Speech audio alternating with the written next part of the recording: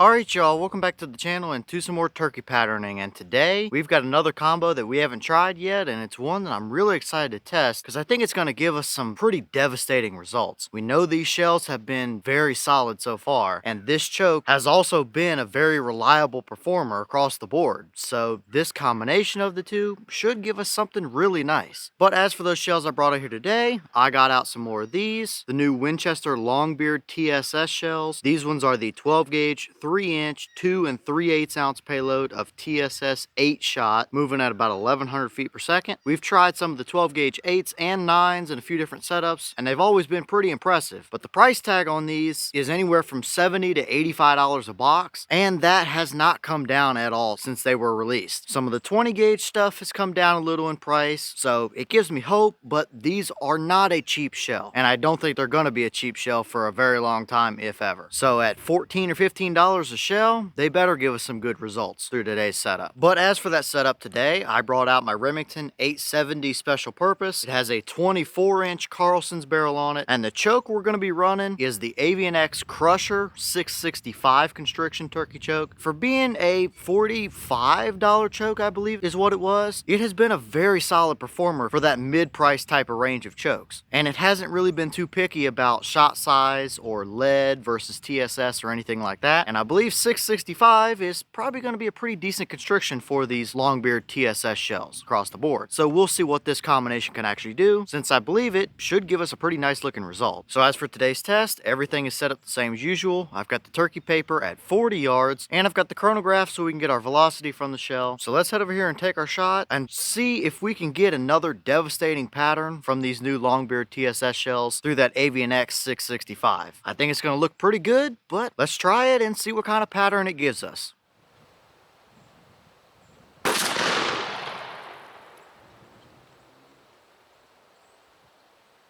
Alright, so that shell gave us 1,085 through the chrono. The boss claim is 1,100, so we were just a little bit under that claim, but we do have a 24-inch barrel, so this velocity absolutely makes sense. And for a TSS 8, just shy of 1,100 feet per second is more than enough velocity, and we're definitely not pushing them too fast. So what kind of a pattern did they give us down at 40 through that Avian-X 665? Let's go check it out and see what we got.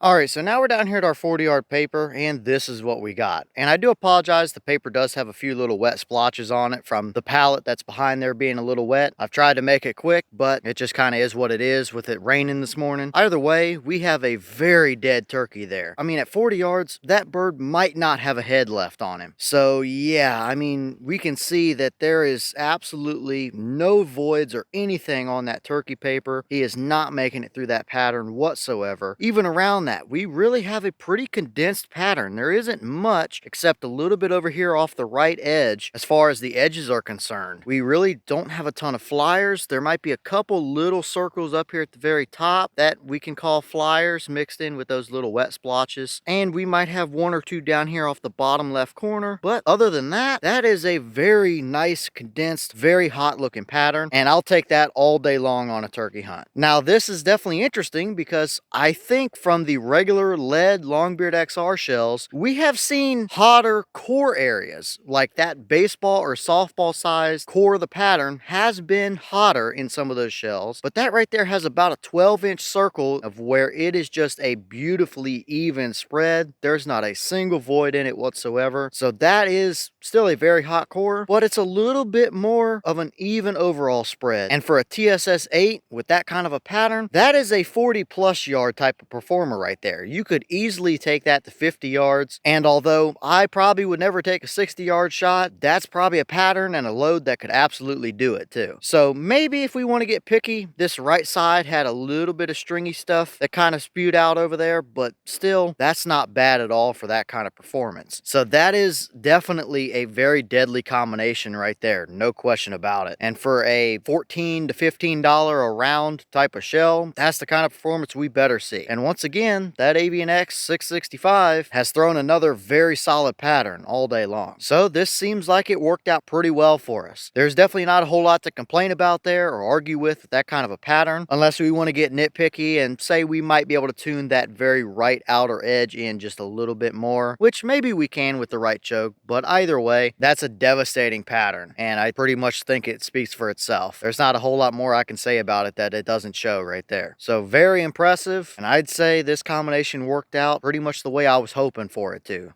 And here's the wad from that shell. And if you've ever tried or seen us test any of the Herder's TSS shells, which are also made by Winchester, this appears to be very similar, if not the same wad that they use in those shells. And this one still looks perfectly fine. We did have this one petal open up a little farther up here than the rest, which could have been why we saw a few little stragglers over off that right edge. But there's no rips or tears, nothing stuck down in there. You can see those dark stripes down the side of the wad. Those are from the straight rifling in that Avian-X choke, which a lot of their chokes seem to have, but it did perfectly fine. It didn't snag on the tips of it or anything, and I think it did perfectly fine for today. I'd say it definitely got its job done, so nothing too special to see here.